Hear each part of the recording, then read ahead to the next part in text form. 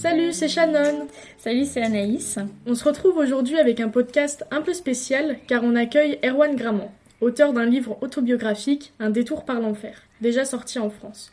Je vous laisse vous présenter et présenter votre livre. Oui, bonjour, donc je suis Erwan Gramand, j'ai sorti ce livre récemment pour raconter mes 25 ans dans l'alcool. Donc j'ai commencé à boire à partir de 18 ans dans les soirées étudiantes. J'avais un passé, une mère alcoolique et une famille avec en effet pas mal d'alcool. Et puis ensuite, l'alcool s'est installé dans ma vie à travers une vie professionnelle, une vie familiale. L'alcool est partout. Et puis j'ai complètement sombré. Donc je suis resté 25 ans dans l'alcool et je suis aujourd'hui sobre depuis 18 mois. Déjà, félicitations Ouais, c'est d'avoir pas facile. arrêté. On va commencer avec quelques questions, notamment sur des passages qui nous ont marqués à la lecture de votre livre. Vous commencez votre livre en parlant du jour de vos 18 ans où vous buvez 18 verres de vin. Comment s'installe la dépendance ? Alors, c'est un élément parmi tant d'autres, hein. Je commence le livre par là parce que j'ai commencé à boire à 18 ans. Donc, je sais qu'il y a des gens qui commencent à boire bien plus tôt. Déjà 18 ans, je trouve que c'est beaucoup trop jeune, hein, sachant que le cerveau est en maturation, je crois, jusqu'à 23 ans. Donc c'est déjà beaucoup trop jeune. Donc c'est juste une anecdote, hein, cette soirée, mais globalement oui, l'alcool c'est arrivé dans les soirées étudiantes. Pour se désinhiber, beaucoup d'alcool, on boit avec le copain. Au début, on est un fêtard, et puis finalement, on est sous tous les week-ends, hein, on est sous tous les vendredis soirs, on est sous tous les samedis soirs. Et puis de toute façon, pour aller faire la fête, ce serait impensable d'aller faire la fête sans alcool.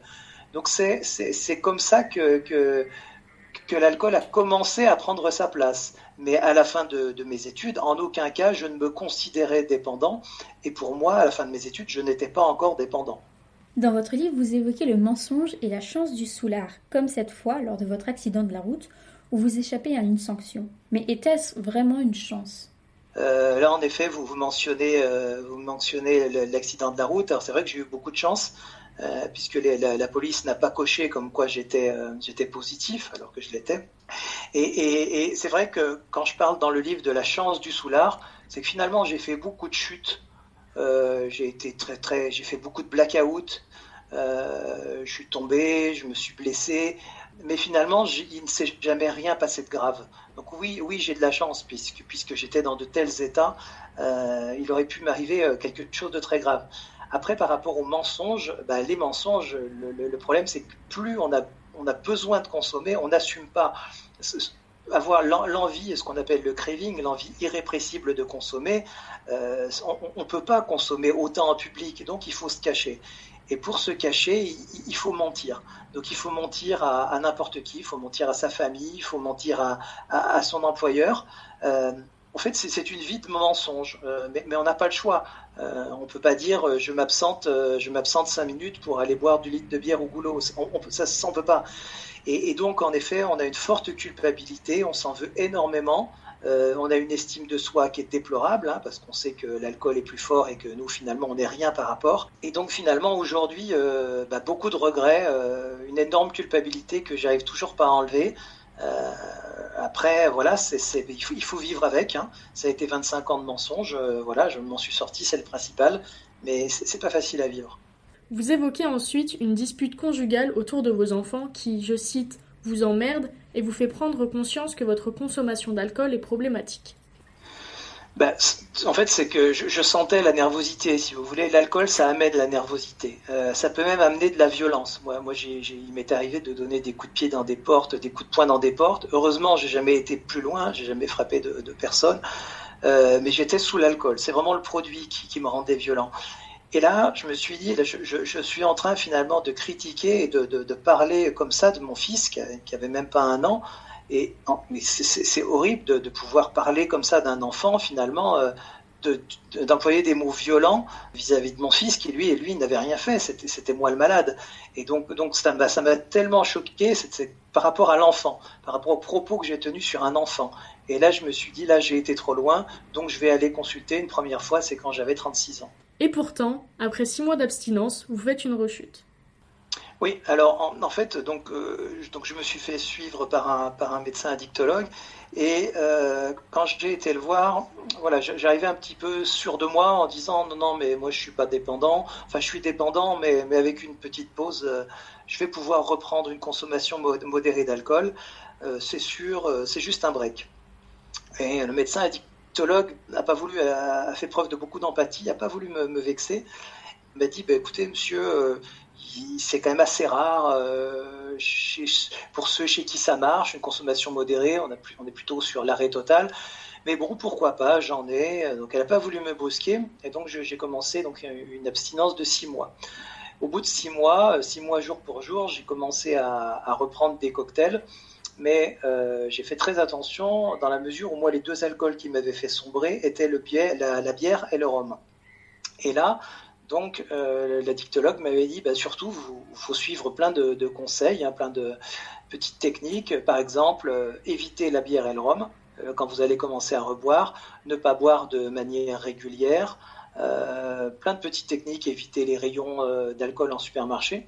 Et puis, j'ai réussi finalement à tenir sur une consommation à peu près modérée pendant 2 ans. Ce qui fait que j'ai eu 2 ans et demi d'une vie à peu près correcte. Et ce qui s'est passé, c'est que sur la fin donc des 2 ans et demi, j'ai commencé à refaire des voyages. Et puis en Espagne, j'ai commencé à retoucher à la bière légère. Et puis je suis revenu en France, puis j'ai continué par une bière qui était beaucoup moins légère. Donc finalement, la bière avait repris possession de moi. Et puis ensuite, c'est arrivé l'hiver, et puis j'ai commencé à réattaquer le rhum.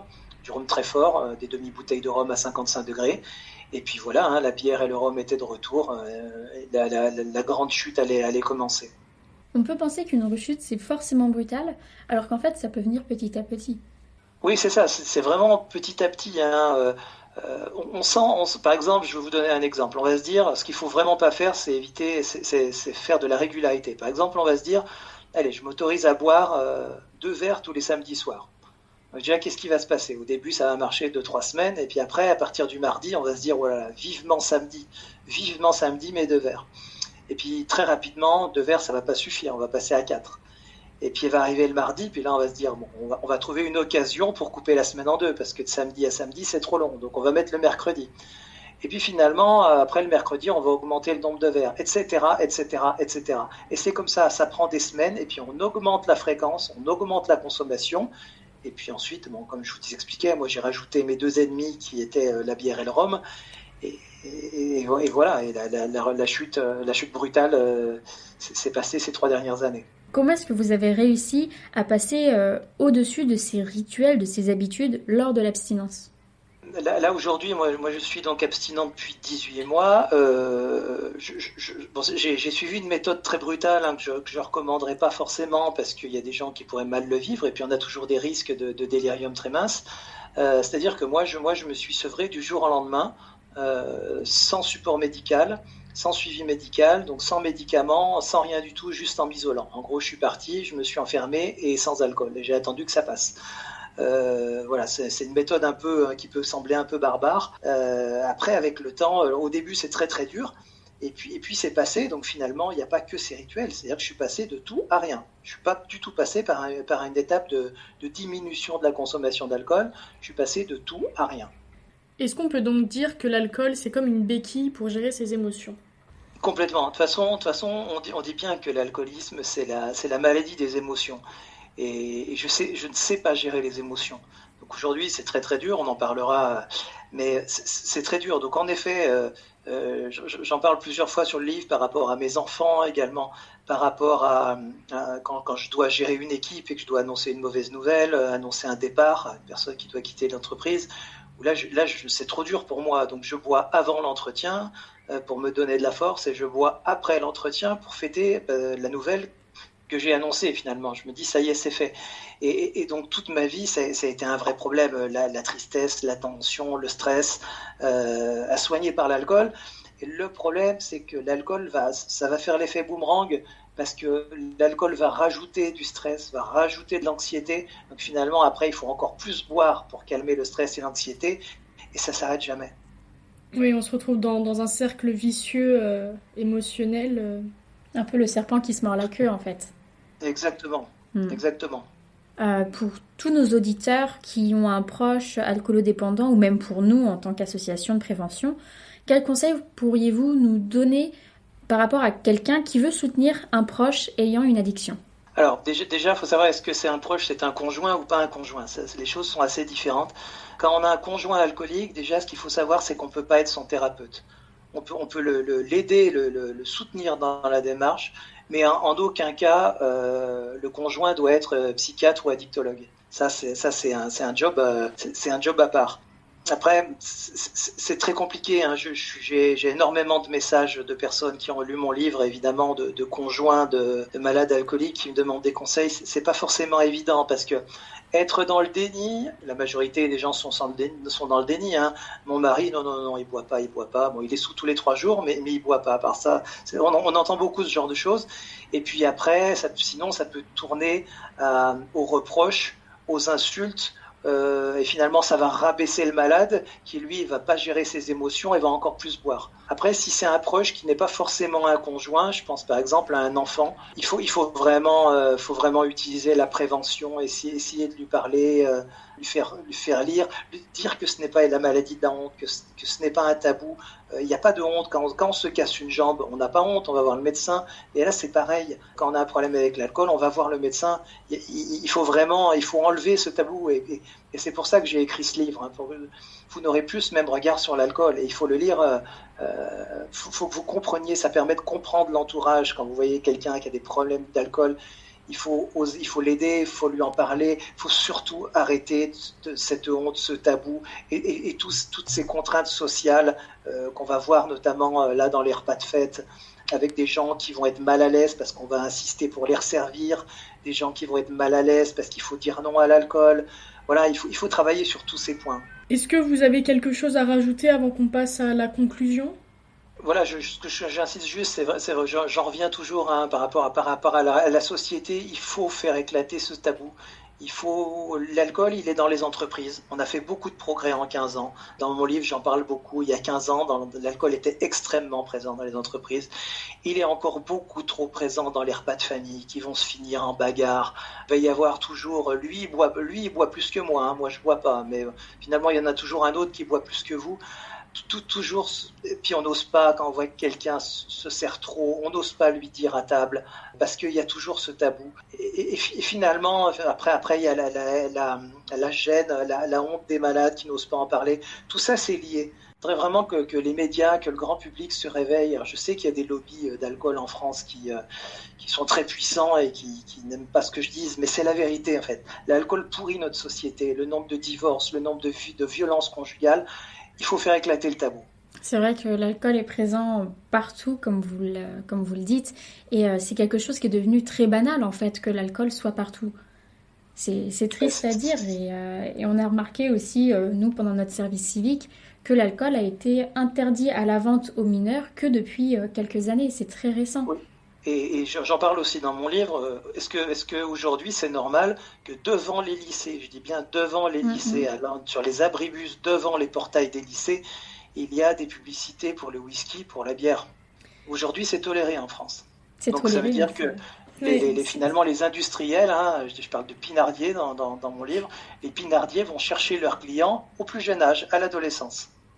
Oui, c'est vrai que ça incite. Hein. Merci beaucoup. Pour celles et ceux qui nous écoutent et qui aimeraient découvrir donc votre livre, pouvez-vous nous dire où est-ce qu'on peut le retrouver ? Alors, on peut le retrouver donc en format électronique sur toutes les plateformes en ligne, hein, donc Amazon, Kobo, Fnac, etc. En version papier également sur toutes les plateformes, Amazon, Fnac, De Citre. Et pour l'avoir le plus rapidement possible, sinon c'est sur le site de l'éditeur, donc les éditions Lemart, éditions Lemart, LEMART.fr. Et là, comme ça, vous aurez une livraison bien plus rapide. Eh bien, merci. Et merci. Vraiment, félicitations. Pour votre abstinence, merci. Oui. Et un grand merci pour ce témoignage. Merci d'avoir suivi ce podcast jusqu'à la fin. Vous pouvez aussi retrouver la saison 1 de la série Fait tourner en attendant la prochaine. Voilà, merci beaucoup. Merci Erwan. Merci, au revoir.